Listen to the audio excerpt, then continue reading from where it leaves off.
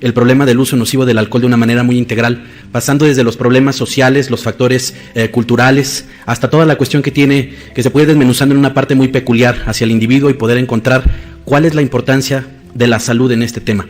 Desafortunadamente, la gran mayoría de los problemas relacionados con uso de sustancias, ya sea lícitas o ilícitas, ha sido poco abordado por el gremio de la medicina. Y quizá esto tenga que ver con que en muchos de los escenarios de formación es poca la información que se ha dado sobre este problema. Tendemos a tener ideas de que las enfermedades como las adicciones o incluso otras como la depresión están basadas en meros conceptos de psicología como son las emociones, como es la mente, como es la conducta, y actualmente las investigaciones, la tecnología, sobre todo en el área de las neurociencias, nos permite no solo ver la forma, la estructura del cerebro, sino también poder comprender cómo es que funciona esta máquina tan compleja.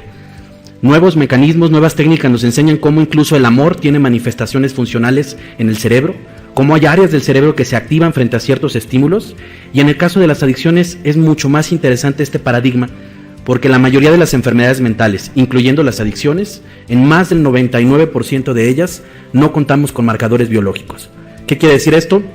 No tenemos estudios de laboratorio, no tenemos estudios de gabinete, y por lo tanto los diagnósticos se consolidan por medio de describir padecimientos, no tanto de buscar la etiología o de tener alguna clave que nos pueda diferenciar entre una persona con o sin la enfermedad. Cuando hablamos de la neurología del alcohol, esto toma gran importancia.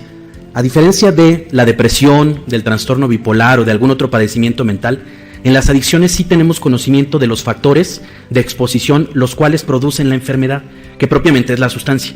Cuando esto lo vemos y lo conjuntamos con las nuevas técnicas de neuroimagen que les había comentado, la clinimetría que tiene que ver con la psicología y la psiquiatría, podemos consolidar y formar o verle ya cuál es la causa de ciertas conductas y de ciertos patrones de comportamiento que cuesta mucho trabajo entender. Básicamente hay dos formas de clasificar los trastornos relacionados al consumo de alcohol, según el DSM-4 y la clasificación internacional de enfermedades, la 10, que es la más actual, que son el abuso y la dependencia. Básicamente el abuso es cualquier persona, cualquier individuo que ha tenido o que tiene constantemente problemas por su consumo de alcohol, ya sea en estado de intoxicación, con un accidente, o un síndrome de abstinencia que lo está llevando constantemente a los servicios de urgencias o a tener alguna otra complicación como una crisis convulsiva. Si se fijan, hay un gran porcentaje de pacientes que atendemos en el gremio de la medicina que caen dentro de este grupo de abuso. Otro de estos es la dependencia, que básicamente lo podemos encontrar en la cuestión que está relacionada con dos grandes signos y síntomas en grupos o síndromes, que es la tolerancia y la abstinencia. Todas las demás personas que no caen dentro de abuso y dependencia técnicamente no tendrían un problema relacionado al uso del alcohol. Es por eso que lo que comentaba el doctor Tena, de este nuevo concepto que se está acuñando de uso nocivo del alcohol, cobra una gran importancia para la salud pública, ya que el alcohol no solo daña al individuo, causando algunos efectos nocivos en el cerebro en la fase aguda o por el consumo crónico, sino que afecta a sus familias, afecta a las comunidades e incluso a nivel macroeconómico los costos son muy elevados. Actualmente tenemos un gran porcentaje de personas que causan problemas, como comentaba, individuales, comunitarios o importantes sociales que no caen dentro de estas clasificaciones y que incluso pueden ser grandes empresarios, grandes médicos, personas muy importantes en algunos medios como son los de la publicidad o del espectáculo, que aparentemente son alcohólicos funcionales, pero que tienen este problema relacionado al consumo del alcohol.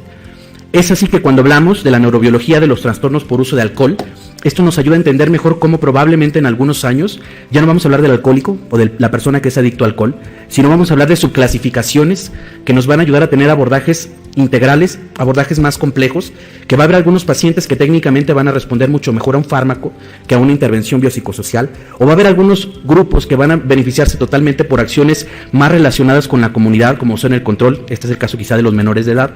Y esto como anécdota les puedo contar que en psiquiatría es muy frecuente que cuando uno es residente, uno empieza a ver pacientes deprimidos, pacientes con problemas de ansiedad o de insomnio, y al no preguntar uno sobre el consumo de sustancias, entre ellas alcohol, se va dando cuenta que cuando uno receta un antidepresivo, de repente al mes o 2 meses el paciente dice: doctor, ya me siento mejor, no estoy tan triste, duermo mejor y fíjese, ya no tomo tanto, a pesar de que nunca se hizo una intervención directa al alcohol. Y aquí podemos ver cómo muchos pacientes, muchas personas mitigan algún otro trastorno mental o enfermedad mental como es la depresión, el insomnio o la ansiedad con el alcohol. Y esto tiene explicaciones relativamente simples cuando vamos hacia la neurobiología. Si revisamos la parte más externa o más compleja del cerebro, encontramos la corteza, que como sabemos está dividida en diferentes lóbulos, y básicamente en el campo de las adicciones hablamos mucho sobre lo que es la corteza frontal, con su principal división en el área prefrontal, y que es sumamente importante para los seres humanos. Esta corteza frontal básicamente es la que está encargada de todas aquellas funciones especializadas del ser humano. Es lo que nos hace pensar, lo que nos hace tener conciencia o normas morales y sociales. Esta área tiene 3 importantes funciones desde el punto de vista de la conducta y las emociones. Uno es el inhibidor de las conductas. Es aquello que hace que cuando vamos hacia el trabajo y se nos hizo tarde y vemos el semáforo en rojo, automáticamente pensemos y digamos, tengo que pararme para no causar un accidente, o tengo que asumir las consecuencias de levantarme tarde y no causar otro problema mayor. Imaginemos qué pasaría a una persona que no le sirve este freno de manos, cuando se enoja, cuando discute con la esposa, cuando tiene algún problema social o cotidiano que todos nos enfrentamos. Otra de las acciones que tiene esta parte del cerebro es la atención, que es una palabra cortita, pero es una acción sumamente compleja, que involucra todos los estímulos poderlos filtrar, darles jerarquización y enfocarse en uno solo para mantener el estímulo ahí, comprenderlo, decodificarlo y poder funcionar en los ámbitos académicos, en el ámbito laboral. Y tercero, es un grupo de funciones muy especializadas llamadas funciones ejecutivas, que básicamente es como los ejecutivos de una empresa que nos ayudan a levantarnos todos los días por la mañana y entender cuáles son nuestras actividades, jerarquizarlas, planearlas y poder llevarlas a cabo teniendo un automonitoreo. Imaginemos estas 3 funciones inhibidas por algún daño. Esto es lo que encontramos en padecimientos como el trastorno por déficit de atención e hiperactividad, o en algunas personas que tienen lesiones cerebrales posteriores a traumatismos, que básicamente pierden el control de muchas de estas funciones. Otra área importante a nivel de la corteza es la corteza singular, que es esta que vemos en la imagen, y sobre todo en la parte anterior tiene suma importancia cuando hablamos de las adicciones. Este es el área del cerebro que le da un significado al estímulo visceral o al impulso que se presenta tras el consumo de drogas. ¿Qué quiere decir esto? Al momento que una persona tiene el consumo de una sustancia que tiene un efecto placentero o de refuerzo positivo a nivel del sistema límbico del cerebro primitivo, esta parte del cerebro se activa y le da un significado. Esta es la parte que tiene que ver con la interpretación que tenemos los seres humanos del amor, que nos diferencia de los animales. Un animal puede sentir placer al tener un contacto sexual, pero el hombre, aparte de sentir este placer en el contacto sexual, también percibe los aromas, percibe los colores, percibe todo el escenario alrededor, y esta área del cerebro es la que se activa y le da una forma que puede ser tan compleja como les decía el amor.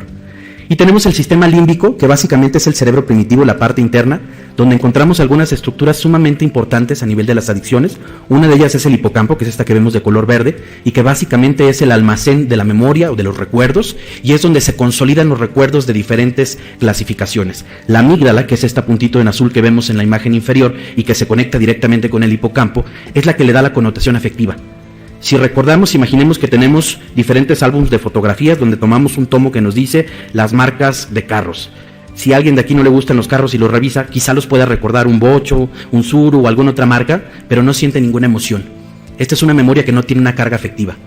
Pero imaginemos que tomamos recuerdos que tienen que ver con algo que es sentimentalmente importante para nosotros, como nuestra pareja, como nuestra familia. Automáticamente el recuerdo tiene una sensación placentera para el ser humano. Y existen otros negativos como son el castigo o son algunas experiencias desagradables que básicamente lo que provocan es recuerdos con carga negativa. Cuando juntamos estas estructuras con lo que es aquellas que consolidan el sistema de recompensa, encontramos 2 nuevas estructuras. El núcleo accumbens, que básicamente es el centro del placer, es el conjunto de neuronas que una vez que es activada con la dopamina, que es uno de los principales neurotransmisores del placer, hace que percibamos esta sensación placentera, que es la que encontramos al comer, al tener relaciones sexuales o al tener cualquier estímulo que nos hace sentir ganas de repetirlo por placer. El área tegmental ventral, que es una de las principales conexiones y que va a tener señalización hacia el núcleo accumbens y hacia la corteza frontal. En el caso del alcohol, estas sustancias son solo el inicio,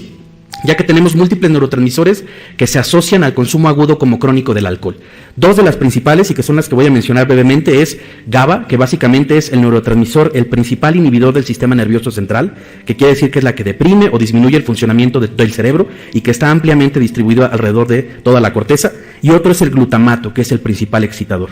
En estado de intoxicación, el alcohol aumenta GABA, por lo tanto el cerebro está deprimido o inhibido, y disminuye glutamato, que es el principal excitador. Es así que las personas en estado de intoxicación tienen un cerebro inhibido que tiende hacia mayor consumo, caer hasta estados hasta en coma. Y cuando el cerebro ya está adaptado a este cambio, automáticamente hay una contrarregulación en la cual tenemos grandes cantidades de glutamato y pocas cantidades de GABA en el cerebro de una persona en síndrome de abstinencia, y esto provoca que las altas concentraciones de glutamato sean neurotóxicas, o sea, destruyan neuronas y causen con consumo crónico estas imágenes que podemos ver aquí de atrofias cerebrales, en las cuales comparando cerebros normales o controles contra los de una persona con alcoholismo o consumo crónico de alcohol, podemos ver claramente el aumento del espacio entre la masa encefálica y el cráneo. Imagínense lo que pasa también cuando unamos algunos otros cambios que tienen que ver con la dopamina y el sistema de recompensa que les mencionaba. También la doctora Kerig nos hablará en un momento más de algunas de estas imágenes que tienen que ver directamente con la disminución del funcionamiento del sistema de recompensa y cómo una persona con un consumo crónico de alcohol prácticamente disminuye su percepción del placer ante los estímulos naturales. La serotonina, que está muy ligada a los trastornos del afecto como la depresión y como la ansiedad, y que también tiene que ver con el alcoholismo, los opioides endógenos e incluso el factor liberador de corticotropina, que para aquellos que somos médicos podemos entender la gran importancia que tiene en las manifestaciones clínicas de diferentes padecimientos y cómo este factor liberador de corticotropina en personas con dependencia al alcohol se aumenta, provocando la liberación de toda la cascada de neurotransmisores y sustancias del estrés y manifestándose pues prácticamente en todo el organismo con lo que llamamos el síndrome de abstinencia. Bueno, con esta breve introducción me gustaría que